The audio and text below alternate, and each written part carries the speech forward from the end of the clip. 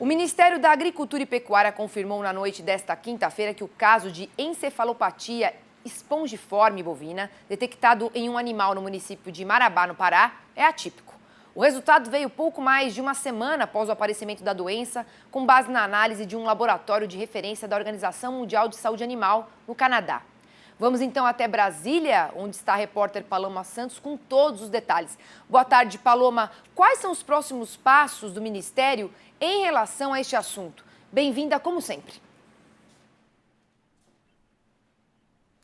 Boa tarde, Priscila. Boa tarde para todos que nos acompanham. É exatamente notícia muito boa, né? Que reafirma aí a avaliação dos técnicos do Ministério da Agricultura e do governo do Pará, né, que já vinham sinalizando que tudo indicava que seria mesmo um caso atípico, né? Dada a idade avançada aí do animal. Ou seja, o que é mais importante nisso tudo é que não houve prejuízos para a qualidade, né, da carne bovina brasileira, e isso é muito importante. O ministro Carlos Fávaro publicou ontem à noite, por volta das 10h30 da noite, né, esse resultado.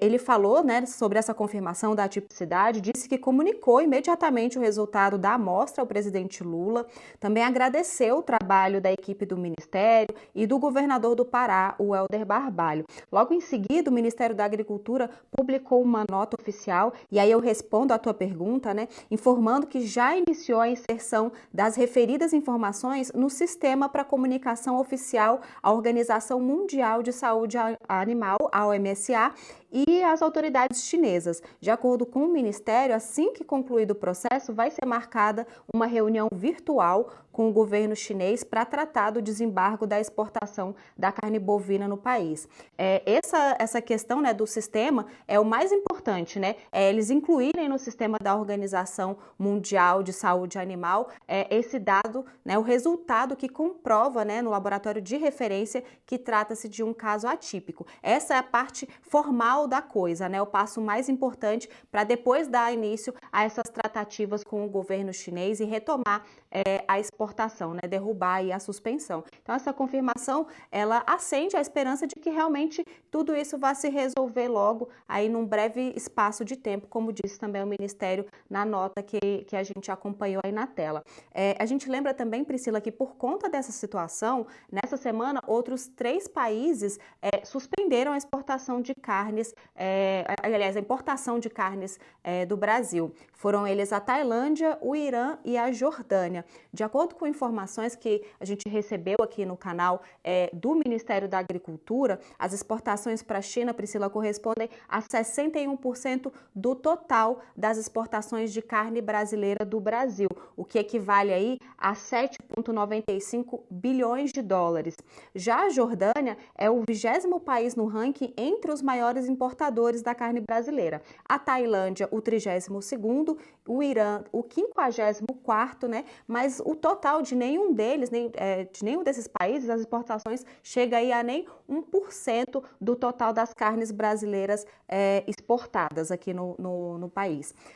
Como eu estava falando, não são valores expressivos, né? Nenhum deles, o total, chega a nem 1% desse total exportado pelo Brasil. Mas, de toda forma, Priscila, é importante porque a gente está falando da qualidade da carne brasileira, né? A gente está falando da reputação do país lá fora. Então, a gente fica na torcida para que realmente todas essas suspensões sejam canceladas, né? E a gente volte a exportar normalmente. Por enquanto é isso. Obrigada, viu, Paloma, pelas informações. Uma boa tarde para você. E nós vamos ampliar esse tema com o nosso comentarista Miguel Daúde, que já aparece aqui na tela, porque você tem uma sugestão, Daúde, para o Ministério da Agricultura, não é isso? Mas antes de você falar essa sugestão, eu queria que você comentasse um pouco sobre esses casos que afetam o mercado e que já vinham com esse mercado que já vinha com preços mais baixos. E aí eu toco a bola aí para você. Seja muito bem-vindo e uma boa tarde, meu amigo. Boa tarde, Priscila. Boa tarde a todos. Pois é, Priscila, vamos entender bem esse aspecto e fazer uma análise mais ampla, né?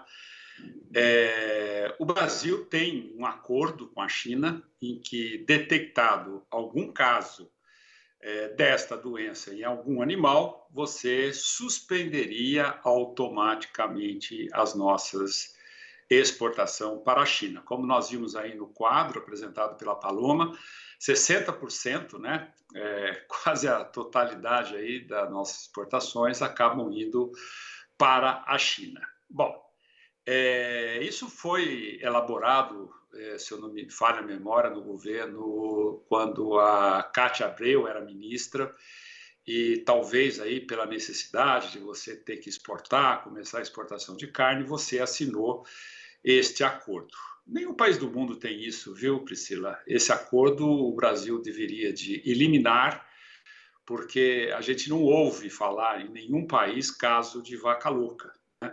Porque esses casos, né, únicos, casos isolados, como é o caso que ocorreu no Brasil já há alguns tempos, são casos que não vêm, né, da ração do animal, vêm pelo envelhecimento, né, do animal, que muitos produtores ainda insistem em manter o animal ainda em idades